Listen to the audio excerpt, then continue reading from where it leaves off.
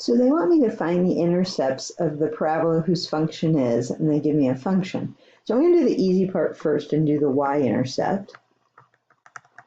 So the y-intercept is just going to be when you have f of 0, which is going to equal 4. So as an ordered pair, it's 0 for x and 4 for y.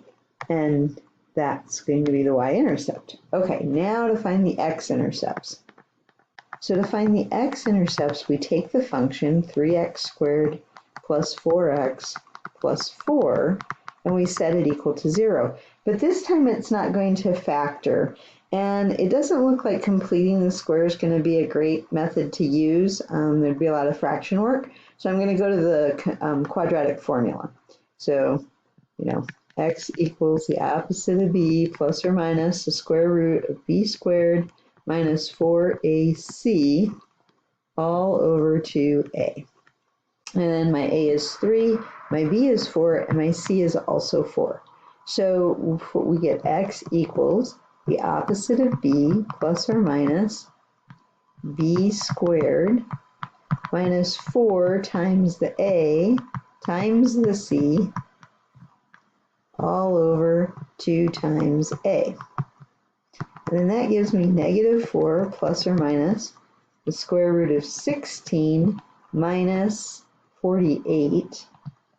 I think 4 times 3 times 4 is 48 over 6. So I'll go ahead and simplify a little more, and I get negative 4 plus or minus the square root of negative 32 over 6.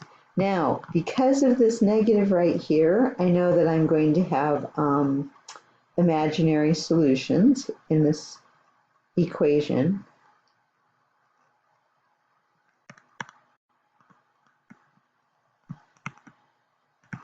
And so that means that I'm not going to have any x-intercepts. So no x-intercepts. Now, if they ask you what they are, you say there aren't any, or none, I guess. So no x-intercepts. It's a case where if we were to graph it, it's either like this, or it's like this, and it's not intersecting the x-axis. Now, actually, because the 3 is positive, the a is positive, we know which case it is. We know it's this case. It doesn't have to be on that side of the graph. It could be on the right side in the quadrant 1, but it's going to be right side up because the 3 was positive.